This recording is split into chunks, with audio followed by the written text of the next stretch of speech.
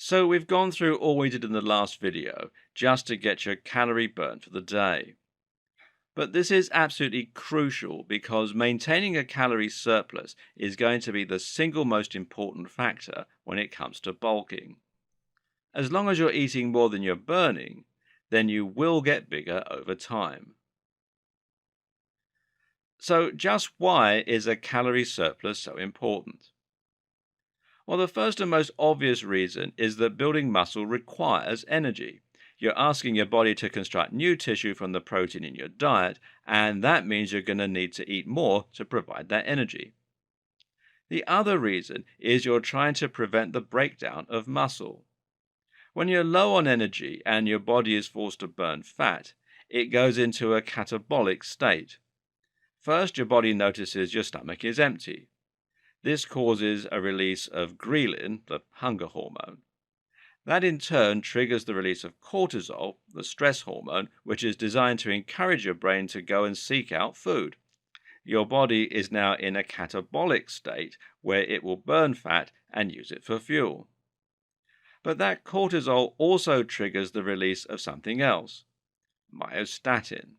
Myostatin is one of the single biggest enemies of bodybuilders because it tells the body to break down muscle. Muscle is very energy demanding and not very energy efficient. As we've seen, simply having muscle increases your BMR. Thus, if you're starving and your body is low on the sugars and ATP it needs to run, it's going to want to break down muscle and certainly not prioritize it for building. What's more, this will release some additional energy that your body can use. So, being in a calorie deficit puts you in an anxious, skinny, lean, and efficient mode. Conversely, though, when you eat large amounts of calories, it lets your muscles swell up because you're creating the right environment. Your body will store some of that energy as glycogen, right in the muscle cells, and make them look even bigger. And when you provide the correct stimulus for growth, your system will respond by building. This is also why rest is so important and why you need to train without exhausting yourself. The goal of training is not to burn calories, just to provide stimulus for growth. You're aiming to get pumped in the gym and then spend the rest of the time eating and resting. I call this living like a lion. So the next question is just how many calories you actually need in order to bulk. Obviously, this is dependent on the AMR, as we've just worked out. But how many more calories than that should you aim for? The answer again varies and is dependent on various factors, such as whether you're more interested in a lean bulk, meaning that you add muscle with very little body fat, or a dirty bulk, meaning that you add both muscle and fat. A very clean bulk is achievable with something like 150 to 200 calories a day.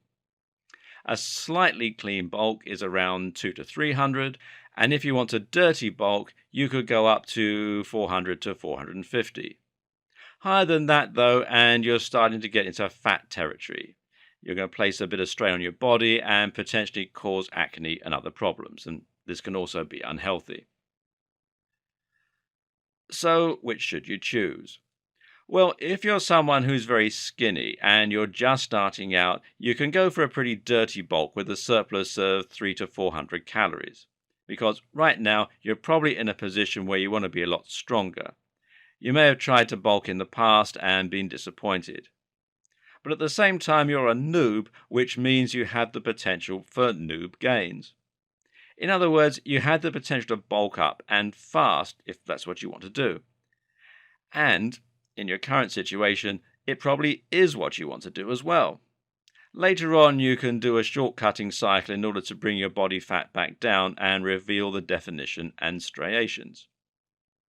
Conversely, if you're someone who's an average size right now, perhaps a mesomorph, then you may well be a little stocky but also carrying around a bit more fat than you want. If you're already at around 12 to 15% body fat, then you'll probably want to avoid adding too much extra, and so in that case, you'll do better to bulk a little slower without so much excess. And finally, if you're someone who is at or around their genetic potential, or you're someone who is already in good shape, then a clean bulk is the safest way to go.